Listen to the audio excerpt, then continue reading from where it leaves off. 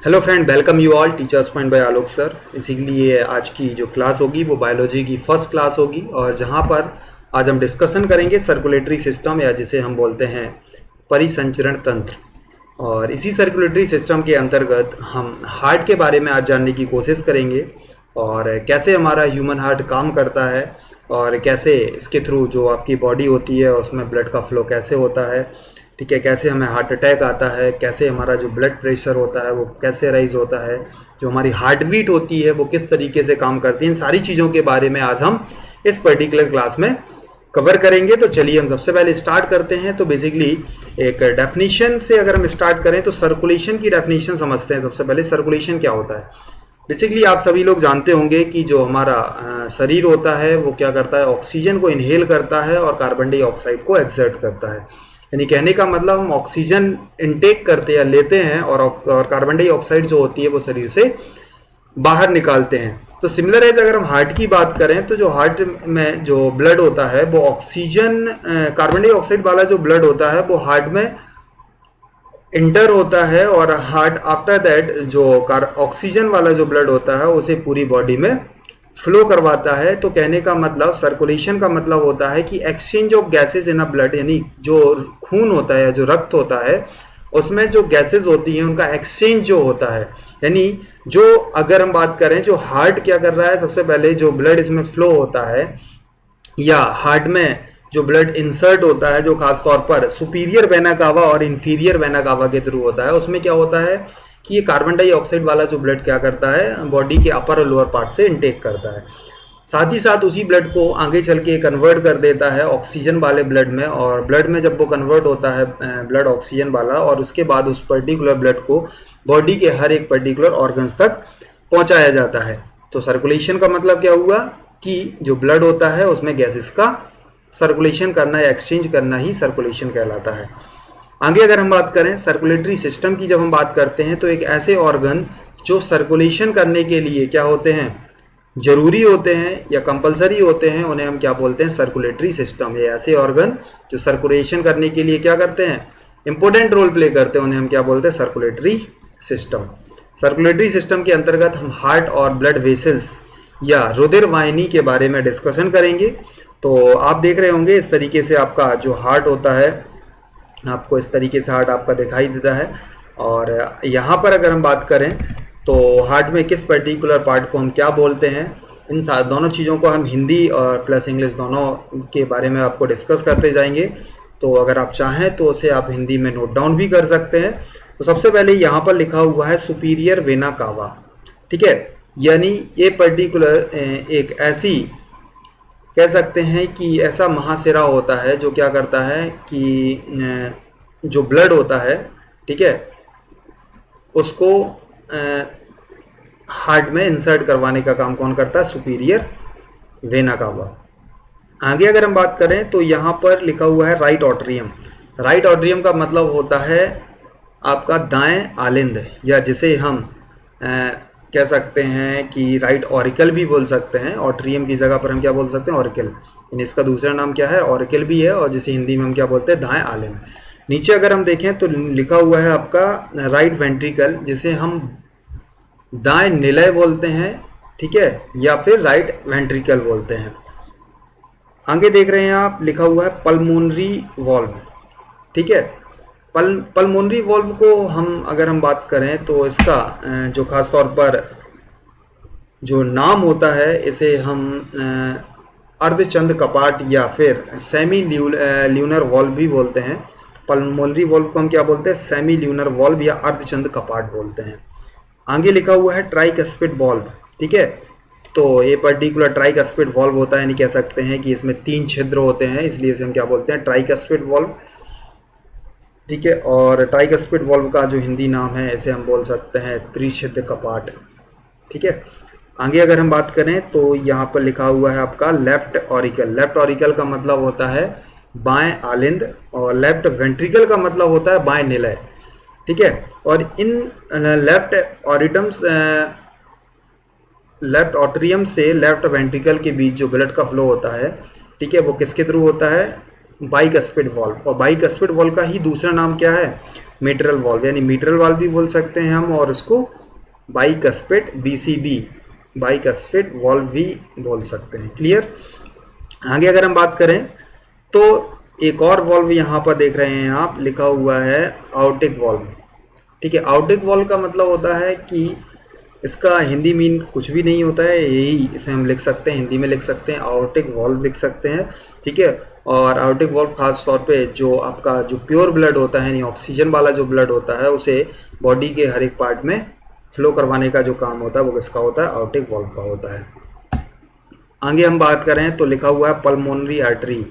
ठीक है, pulmonary artery के हम अगर बात करें तो इसे हम बोलते हैं महाधमनी बोलते हैं, और पल्मोनरी वेंस को अगर हम बात करें तो इसे हम महाशिरा बोलते हैं।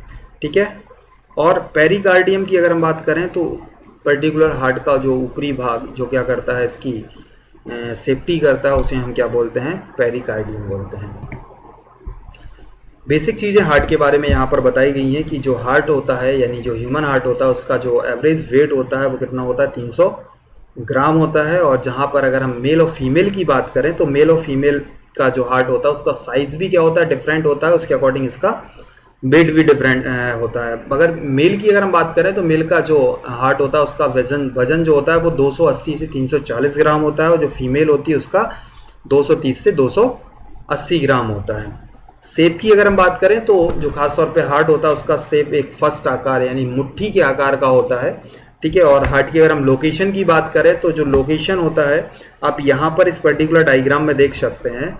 ये पर्टिकुलर जो डायग्राम है वो जो आपकी पसली होती हैं और जो बैकबोन है इनके बारे में बताया गया है यहाँ पर। तो आप देख रहे हैं कि जो फ्रंट पे आप देख रहे होंगे कि ये पर्टिकुलर एक हड्डी हमारे हार्ट की सेफ्टी के लिए ऊपर लगी होती है, और इस पर्टिकुलर हड्डी की अगर हम बात करें तो इस हड्डी को हम क्या बोलते हैं, स्टर्नम बोलते हैं, सॉरी इसको हम स्टर्नम बोलते हैं।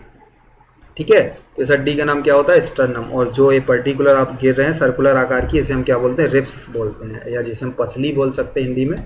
ठीक है, तो इसे हम क्या बोलते हैं, स्टर्नम का नाम स्टर्नम ही होता है, और रिब्स को हम हिंदी में क्या बोलते हैं, पसली बोलते हैं। और जो आपका हार्ट होता है वो 2nd और 6th नंबर की जो रिब्स होती है उनके पीछे होता है जस्ट, और इसे हम बोल सकते हैं कि जो स्टर्नम होता है उसके जस्ट पीछे आपका क्या होता है, हार्ट होता है। ठीक है, और जो साइड्स होती हैं उसकी वो 2nd और 6th पसली के बीच में होती हैं। जैसे हम बोल सकते हैं चेस्ट कैविटी, या चेस्ट गुहा भी बोल सकते हैं, चेस्ट कैविटी भी बोल सकते हैं। आगे अगर हम बात करें तो हार्ट एक मसल्स ऑर्गन है, यानी जो हार्ट का निर्माण होता है वो मसल्स के थ्रू होता है, यानी यहाँ पर कोई भी आपकी बोन्स अवेलेबल नहीं होती है। साथ ही साथ सेकंड कैरेक्टरिस्टिक्स की अगर हम बात करें तो एक मायोजेनिक ऑर्गन्स है। मायोजेनिक का मतलब होता है कि हार्ट एक स्वैच्छिक ऑर्गन है, यानी स्वतः काम करता है, इसको हमें ऑर्डर देने की ज़रूरत नहीं होती है। आगे अगर हम बात करें कि वो स्टडी ऑफ हार्ट क्या कहलाता है, यानी हार्ट का अध्ययन करना क्या कहलाता है, कार्डियोलॉजी कहलाता है। और वो पर्टिकुलर पर्सन जो हार्ट से संबंधित जो डिसीज़ होती हैं उनको रेक्टिफाई करता है, या उन डॉक्टर्स की हम बात करें जो हार्ट से संबंधित जो बीमारियाँ होती हैं उनको देखते हैं, उन्हें हम क्या बोलते हैं, कार्डियोलॉजिस्ट बोलते हैं। आगे अगर हम बात करें तो सेकंड में आप देख रहे होंगे आपको ब्लड वेसल्स के बारे में बताया जाएगा, या जिसे हम बोलते हैं रुधिर वाहिनी। खासतौर पर अगर हम बात करें तो शरीर के जो डिफरेंट ऑर्गन्स होते हैं इनके बीच जो ब्लड का जो फ्लो होता है वो किसके थ्रू होता है, रुधिर वाहिनी के थ्रू होता है, और जिसे हम इंग्लिश में क्या बोलते हैं, ब्लड वेसल्स बोलते हैं। बेसिकली ब्लड वेसल्स 3 टाइप्स की होती हैं, जिसमें पहला होता है आपका वीन्स, जिसे हम बोलते हैं सिरा। दूसरा होता है आपकी आर्टरी, जिसे हम बोलते हैं धमनी। और तीसरा होता है जो होता है आपकी कैपिलरी। कैपिलरी को हम बोलते हैं केसका।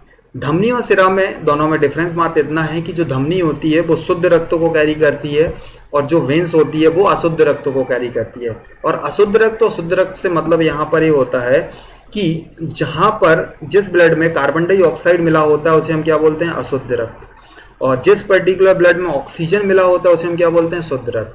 ठीक है, साथ ही साथ अगर हम वेन्स और आर्टरी की अगर हम कलर की बात करें तो जो वेन्स होती है उसका जो कलर होता है ब्लू कलर होता है, जैसा कि आप फिगर में देख रहे होंगे, और जो आर्टरी होती है उसका जो कलर होता है वो होता है आपका रेड। और ब्लड और आर्टरी दोनों को जोड़ने का जो काम करती है उन्हें हम क्या बोलते हैं, कैपिलरी या केसका बोलते हैं। क्लियर, जिसका कोई भी पर्टिकुलर फिक्स कलर नहीं। आप देख रहे हैं कि यहाँ पर उसका कलर रेड है, यहाँ पर ब्लू कलर है, तो यानी जो केसका होती है उसका कोई भी पर्टिकुलर फिक्स कलर नहीं होता है। साथ ही साथ जो केस्का का दूसरा काम होता है वो होता है आपका बॉडी में न्यूट्रिएंट्स को पहुंचाना है, यानी जिसके थ्रू आपके जो ऑर्गन्स होते हैं, ठीक है, जिनको भोजन मिलता है, यानी न्यूट्रिएंट्स पहुंचाने का काम कौन करता है? आपका कैपिलरी भी करती है। कुछ एक्सेप्शन भी यहाँ पर हैं कि जैसे कि आपने पढ़ा है कि जो वेन्स होती है वो क्या करती है? इम्प्योर ब्लड को कैरी करती है या अशुद्ध रक्त को कैरी करती हैं। साथ ही साथ अगर हम पल्मोनरी वेन्स की बात करें तो पल्मोनरी जो वेन्स होती है वो शुद्ध रक्त को कैरी करती है। सिमिलर एज जो पल्मोनरी आर्टरी होती है, ठीक है, वो क्या करती है? इम्प्योर या अशुद्ध रक्त को कैरी करती है। यानी जस्ट अपोजिट यहाँ पर आपको, जहाँ पर आप देखेंगे कि पल्मोनरी वर्ड लगा हुआ है किसी भी वेन्स या आर्टरी के पहले, तो जस्ट आप उसकी जो फंक्शनैलिटी है उसको क्या कर दीजिएगा? अपोजिट कर दीजिएगा। यानी पल्मोनरी जो वेन्स होगी वो क्या करेगी? आपकी प्योर ब्लड को कैरी करेगी, वो पल्मोनरी जो आर्टरी होगी वो क्या करेगी? आपकी इम्प्योर ब्लड को कैरी करेगी। आगे अगर हम बात करें तो आपसे एग्जाम में कई बार ये क्वेश्चन पूछा जाता है कि जो ह्यूमन बॉडी होता है उसमें जो लार्जेस्ट आर्टरी होती है वो कौन सी होती है? जो सबसे बड़ी जो धमनी होती है उसे हम क्या बोलते हैं? तो हिंदी वालों की अगर हम बात करें तो उसे महाधमनी हम बोल सकते हैं, और सबसे छोटी सिरा को हम क्या बोल सकते हैं? महासिरा। सॉरी, सबसे बड़े सिरा को हम क्या बोल सकते हैं? महासिरा। देखिए इंग्लिश में थोड़ा सा यहाँ पर आपको याद रखना होगा कि जो सबसे बड़ी धमनी होती है, सबसे बड़ी जो आर्टरी होती है, इसे हम क्या बोलते हैं? आओर्टा बोलते हैं। क्या बोलते हैं? आओर्टा, ठीक है। और सबसे बड़ा जो आपका सिरा होता है उसे हम क्या बोलते हैं? Vena cava. क्लियर? जैसा कि आपने देखा था कि सुपीरियर वेना कावा के थ्रू या महासिरा के थ्रू जो इम्प्योर ब्लड होता है वो कहाँ पर? हार्ट में इंसर्ट होता है। तो वहाँ पर लिखा हुआ था सुपीरियर वेना कावा और इन्फीरियर वेना कावा, ठीक है। आगे अगर हम बात करें तो आगे यहाँ पर आपको देखना है कि आपकी जो हार्ट की वर्किंग प्रोसेस होती है वो कैसे होती है, तो इनको हम फिगर के थ्रू समझते हैं। तो सबसे पहले अगर हम बात करें कि बॉडी के जो डिफरेंट पार्ट से जो अशुद्ध रक्त या कार्बन डाइऑक्साइड वाला जो ब्लड होता है वो दो पर्टिकुलर वेना कावा के थ्रू आपके हार्ट में इंसर्ट होता है। तो सबसे पहले सुपीरियर जो वेना कावा होती है वो शरीर के अपर पार्ट के कार्बन डाइऑक्साइड वाले ब्लड को कहाँ ले जाती है? राइट ऑरिकल में ले जाती है, या जिसे हम दाएं आलिंद बोलते हैं, ठीक है। और जो इन्फीरियर वेना कावा होती है वो lower part of the heart, यानी हार्ट के नीचे के जो हिस्से का जो ब्लड होता है जो कार्बन डाइऑक्साइड वाला, उसे कहाँ ले जाती है? उसे भी आपकी राइट ऑरिकल में ले जाती है, ठीक है। आगे अगर हम बात करें, जब ये ब्लड राइट ऑरिकल में पहुंचता है और प्रेशर बढ़ने के कारण जो ये आपका 3 वॉल्व्स लगी होती हैं, ठीक है, इन ट्राइकस्पिड वॉल्व के थ्रू ये ब्लड कहाँ पहुंचता है? ये ब्लड पहुंचता है आपका राइट वेंट्रिकल में। ये क्या है? आपका राइट ऑरिकल है, और ये क्या है? आपका राइट वेंट्रिकल है, और ये क्या है? आपका लेफ्ट ऑरिकल, और ये है आपका लेफ्ट वेंट्रिकल, ठीक है। ये आपको याद रखना है। तो राइट ऑरिकल से ब्लड कहाँ पहुंचा? राइट वेंट्रिकल में पहुंचा। जैसे ही ब्लड राइट वेंट्रिकल में पहुंचता है, यहाँ पर एक सेमी ल्यूनर वॉल्व लगी होती है जिसे हम क्या बोलते हैं? अर्धचंद्र कपाट। हिंदी में क्या बोलते हैं इसे? हम अर्धचंद्र कपाट। इस सेमी ल्यूनर वॉल्व से एक कार्बन डाइऑक्साइड वाला जो ब्लड होता है वो एक पल्मोनरी आर्टरी, जिसे हम क्या बोलते हैं? महाधमनी बोलते हैं। यहाँ पर खासतौर पे जो पल्मोनरी आर्टरी है वो इस पर्टिकुलर ब्लड को कहाँ ले जाती है? लंग्स तक ले जाती है। और यहाँ पर भी आपको एक पॉइंट फोकस करना होगा कि जो पल्मोनरी आर्टरी होती है, बेसिकली आर्टरी का काम क्या होता है? अशुद्ध रक्त को कैरी करना। लेकिन यहाँ पर जो पल्मोनरी आर्टरी है वो क्या कर रही है? अशुद्ध रक्त को कैरी कर रही है। बट यहाँ पर जो पल्मोनरी आर्टरी है उसे किसका काम करना चाहिए था? ठीक है, इसमें पल्मोनरी आर्टरी है जो अशुद्ध रक्त को कैरी करने का काम कर रही है। बेसिकली आर्टरी जो करती है वो किसका काम करती है? शुद्ध रक्त का, यानी जो आपकी जैसे महाधमनी जिसे हम बोलते हैं, क्या बोलते हैं? महाधमनी। इस महाधमनी के थ्रू जो पर्टिकुलर जो ब्लड होता है वो कहाँ से? आपका सेमी ल्यूनर वॉल्व से कहाँ जाता है? लंग्स में जाता है। और जो लंग्स होता है वो क्या करता है? इस ब्लड से कार्बन डाइऑक्साइड को क्या कर देता है? रेक्टिफाई या प्योरीफाई कर देता है, और साथ ही साथ इसमें ऑक्सीजन को मिला देता है। और ये ऑक्सीजन वाला जो ब्लड होता है वो पर्टिकुलर आर्टरी के थ्रू, या यहाँ पर जो आर्टरी काम करेगी, जैसे कि हमने 2 आर्टरी देखी, एक देखी हमने आपकी पल्मोनरी आर्टरी और एक नॉर्मल आर्टरी देखी, ठीक है, एक पल्मोनरी वेन्स देखी, ठीक है, या नॉर्मल वेन्स देखी। तो यहाँ पर जो पल्मोनरी आर्टरी है, ठीक है, जो खासतौर पे सबसे बड़ी खासतौर पे आर्टरी होती है जो इम्प्योर ब्लड को क्या करती है? कैरी करती है। तो यहाँ पर तो ब्लड इम्प्योर था, तो इसे कौन कैरी कर रहा था? Pulmonary artery. लेकिन जब प्योरीफाई होने के बाद ब्लड कहाँ पहुँचता है? लेफ्ट ऑरिकल में पहुंचता है तो इसको ले जाने का जो काम करता है वो कौन करता है, वो करता है आपका पल्मोनरी वेंट्रिकल, यानी फुफ्फुस सिरा। ठीक है, आर्टरी मतलब क्या होता है, धमनी, और वेंट्रिकल मतलब क्या होता है, सिरा। यानी यहाँ पे फुफ्फुस सिरा जो होता है वो क्या करता है, प्योर ब्लड्स को लंग से कहाँ ले जाता है, लेफ्ट ऑरिकल में ले जाता है। जब आपका ब्लड लेफ्ट ऑरिकल में पहुंचता है, और लेफ्ट ऑरिकल्स में दो वाल्व लगे होते हैं जिन्हें हम क्या बोलते हैं, बाइकस्पिड वाल्व, और इन बाइकस्पिड वाल्व के थ्रू जो ब्लड होता है वो कहाँ पहुंचता है, बाएं निलय में पहुंचता है, जैसे हम लेफ्ट वेंट्रिकल बोलते हैं। और बाएं निलय में आप देखते हैं एक वाल्व लगी होती है जिसे हम क्या बोलते हैं, और आर्टिक वाल्व, और इस आउटिक वाल्व से पल्मोनरी वेंस जुड़ी होती है, और इसी पल्मोनरी वेंस के थ्रू जो ब्लड होता है वो हमारी बॉडी के हर एक पार्ट में फ्लो होता है। ठीक है, तो ये सारी चीज़ें आपकी काम करती हैं एक हार्ट के अंदर। दोबारा से आप डिवीजन कर लीजिए। सबसे पहले ब्लड कहाँ से आपके हार्ट में इंसर्ट होता है, वो होता है आपका सुपीरियर वेना कावा और इन्फीरियर वेना कावा। और वेना कावा की अगर हम बात करें तो इसे हम क्या बोलते हैं, महासिरा। और सिरा का काम जो होता है, उसका क्या काम होता है, अशुद्ध रक्त को कैरी करना। तो महासिरा के थ्रू अशुद्ध रक्त कहाँ पहुंचा, आपका दाएं आलिंद में पहुंचा। दाएं आलिंद में पहुंचने के बाद ट्राइकस्पिड वाल्व या त्रिछिद्र कपाट जो होते हैं उसके थ्रू आपका जो ब्लड पहुंचता है वो कहाँ पहुंचता है, राइट वेंट्रिकल में या दाएं निलय में पहुंचता है। और दाएं निलय में एक वाल्व लगी होती है जिसे हम क्या बोलते हैं, सेमी ल्यूनर वाल्व, जिसे हम बोलते हैं अर्धचंद्र कपाट। इसी सेमी ल्यूनर वाल्व के थ्रू जो ब्लड होता है वो कहाँ पहुंचता है, लंग्स में पहुंचता है। और लंग्स में पहुंचाने का काम जो करती है आर्टरी, जो करती है उसे हम क्या बोलते हैं, पल्मोनरी आर्टरी बोलते हैं। ठीक है, जैसे जिसका काम होता है इम्प्योर ब्लड को कैरी करना। ठीक है, तो इस पल्मोनरी आर्टरी के थ्रू इम्प्योर ब्लड कहाँ पहुंचता है, लंग्स में पहुंचता है। लंग्स उस ब्लड को प्योरीफाइड करता है और उसमें ऑक्सीजन मिलाता है, और ऑक्सीजन वाले ब्लड को फिर कहाँ पहुंचाया जाता है, लेफ्ट ऑरिकल या बाएं आलिंद में पहुंचाया जाता है। और बाएं आलिंद से वही पर्टिकुलर ब्लड बाइकस्पिड वाल्व के थ्रू कहाँ पहुंचता है, आपके बाएं निलय में पहुंचता है। और बाएं निलय में फिर से आपको एक वाल्व मिलती है और जिसे हम क्या बोलते हैं, आर्टिक वाल्व। उस आर्टिक वाल्व से पल्मोनरी वेंस जुड़ी होती है, या पल्मोनरी वेंस जो होती है वो प्योर ब्लड को जो कैरी करती है, और इसी पल्मोनरी वेंस के थ्रू जो ब्लड होता है बॉडी के हर एक ऑर्गन्स में फ्लो होता है। और आपके जो आपका भोजन होता है उसे क्या करता है, पाचन क्रिया में, या कह सकते हैं आपका जो भोजन होता है उसको जलाने का काम करता है। ठीक है, और जैसे ही आपका भोजन जलता है आपको एनर्जी जनरेट होती है, और आपका जो ऑर्गन्स होते हैं वो काम करता है, आपकी बॉडी काम करती है। ठीक है, तो ये पर्टिकुलर फंक्शन था आपका हार्ट का। चलिए आगे देखते हैं हम कि जो डिफरेंट ऑर्गेनिज्म है उनमें जो हार्ट के चैम्बर्स होते हैं वो कितने होते हैं। बेसिकली आप यहाँ पर देख रहे होंगे तो जो ह्यूमन बीइंग होता है उसमें 4 चैम्बर्स होते हैं, 2 ऑरिकल होते हैं और 2 वेंट्रिकल होते हैं। लेकिन अगर हम अलग अलग ऑर्गेनिज्म की बात करें तो यहाँ पर जो नंबर ऑफ चैम्बर्स होते हैं वो थोड़ा सा डिफर कर जाते हैं। तो आपको ये चीज़ याद रखना है क्योंकि एग्जाम के पॉइंट ऑफ व्यू से काफ़ी इंपॉर्टेंट होते हैं। सबसे पहले हम पीसीज की अगर बात करें, पीसीज का मतलब होता है मछली, यानी मछली में सबसे की बात करें तो इसमें 2 चैम्बर्स होते हैं। लेकिन एग्जाम में आपसे नहीं पूछा जाता है, एग्जाम में आपसे पूछा जाता है कि जो व्हेल मछली होती है उसमें कितने चैम्बर्स होते हैं। तो व्हेल तो मछली है, ठीक है, लेकिन उसे हम किसके अंतर्गत काउंट करते हैं, मैमल्स के अंतर्गत काउंट करते हैं। और जो मैमल्स होती हैं उसमें कितने चैम्बर्स होते हैं, 4 चैम्बर्स होते हैं। तो ये एक्सेप्शन है।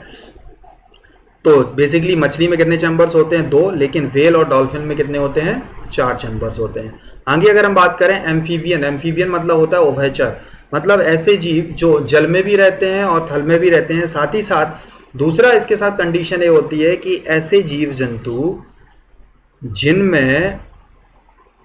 जिनकी जो प्रारंभिक अवस्था होती है वो मैच्योर होने के बाद उसका जो आकार अवस्था होती है वो चेंज हो जाती है, उसे हम क्या बोलते हैं, उभयचर बोलते हैं। जैसे कि मेढक की अगर बात करें, जब मेढक पैदा होता है तो उसका जो शेप होता है वो मछली के आकार का होता है और वो पानी में तैरता रहता है। लेकिन जब वो बड़ा होता है तो उसका शेप क्या हो जाता है, टोटली चेंज हो जाता है, तो उसे हम क्या बोलते हैं, उभयचर बोलते हैं। ठीक है, तो उभयचर में कितने आपके चैम्बर्स होते हैं, 3 चैम्बर्स होते हैं, जहां पर 2 ऑरिकल और 1 वेंट्रिकल पाया जाता है, यानी 2 आलिंद होते हैं और 1 निलय होता है, जिसमें एग्जाम्पल आपका मेढक। सेकंड अगर हम बात करें तो रेप्टाइल्स होते हैं जिसे हम सरीसृप बोलते हैं, और ख़ास तौर पर ऐसे जानवर जो क्या करते हैं, रेंगते हैं, उन्हें हम रेप्टाइल्स बोलते हैं।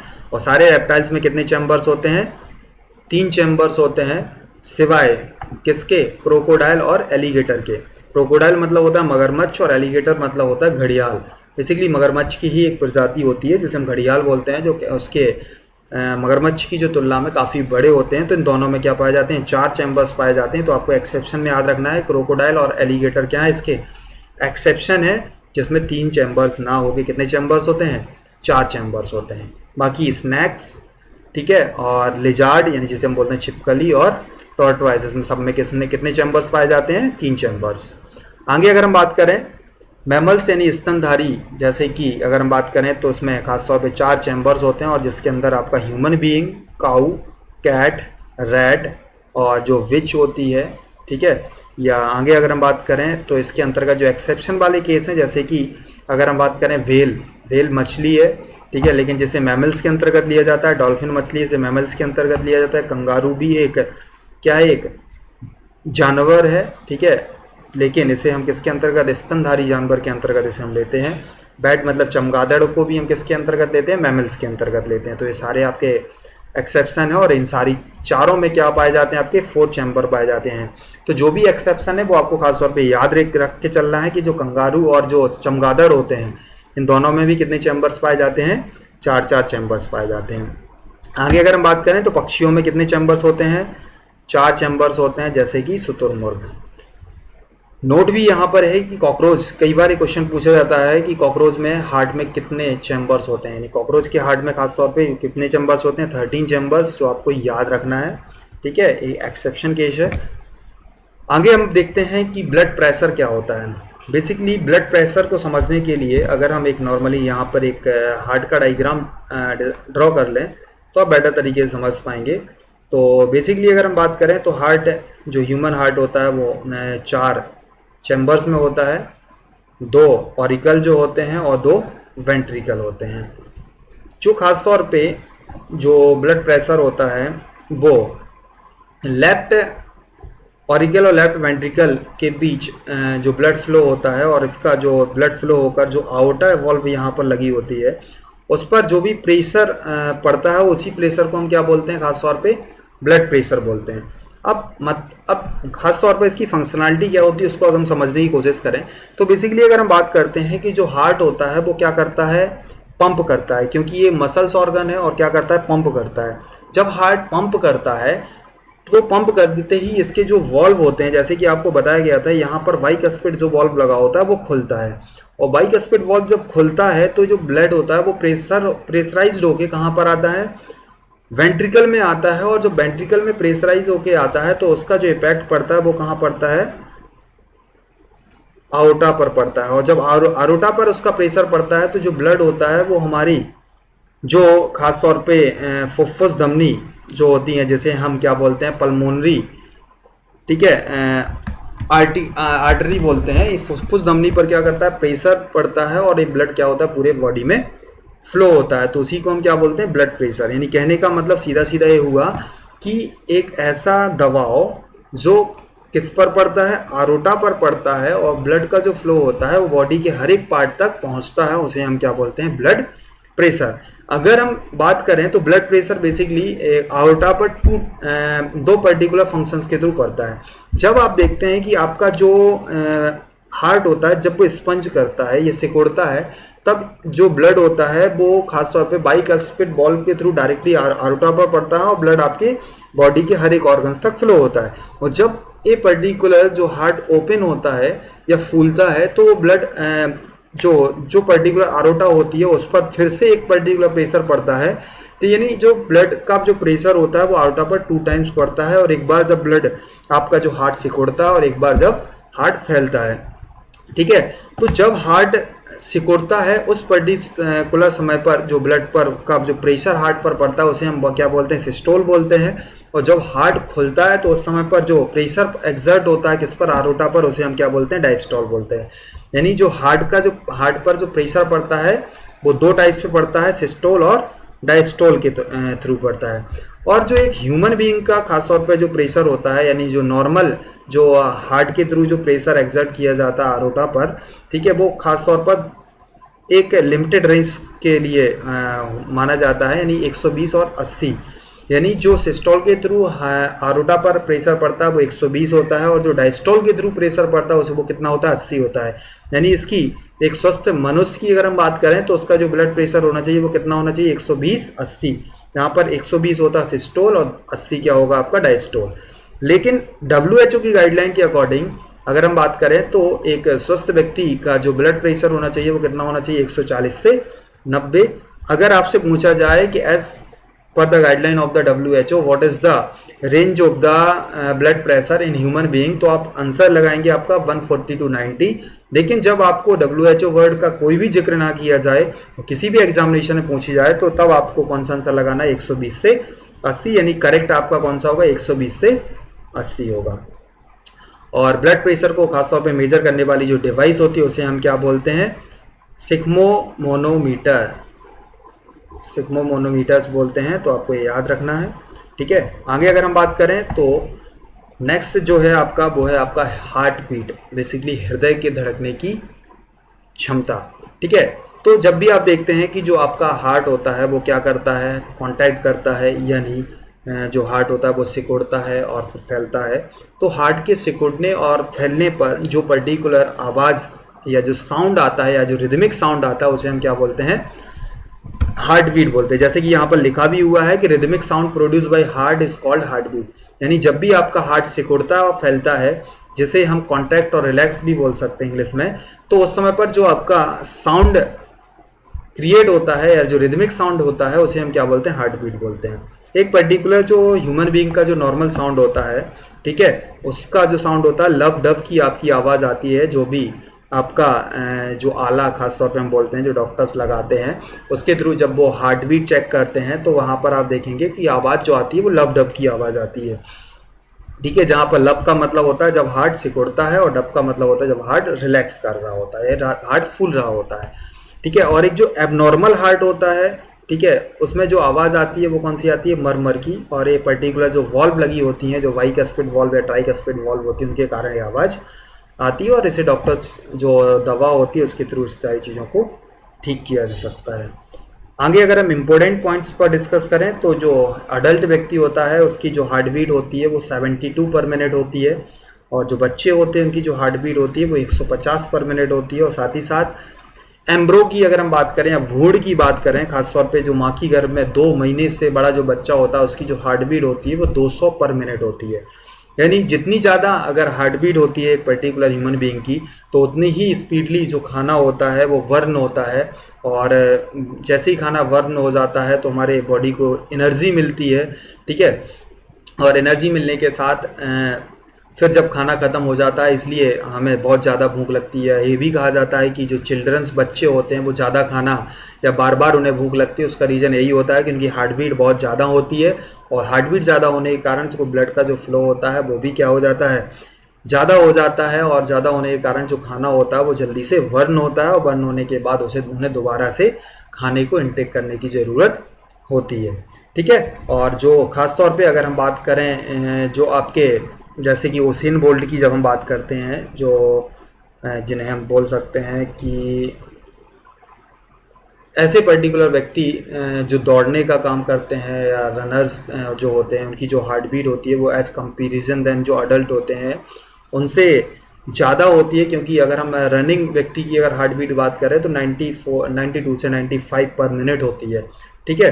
तो इस तरीके से आपने आज देखा, हार्ट बीट के बारे में भी देखा आपने, ठीक है। और साथ ही साथ हार्ट की जो फंक्शनैलिटी थी उसके बारे में भी देखा, और ब्लड प्रेशर के बारे में देखा। आपने ये भी जाना कि एक स्वस्थ व्यक्ति का जो ब्लड प्रेशर होता है वो कितना होता है, ठीक है। और जो एबनॉर्मल ब्लड प्रेशर होता है वो कितना होता है। एबनॉर्मल का मतलब होता है जब जो आपका ब्लड होता है, अगर वो सिस्टोल का जो ब्लड होता है वो 140 अबव होता है, या डायस्टोल का जो ब्लड होता है वो 90 बिलो या अबव होता है, तो उसको हम एबनॉर्मल ब्लड प्रेशर भी बोल सकते हैं, ठीक है। तो इन सारी चीज़ों के बारे में आज आपने देखा।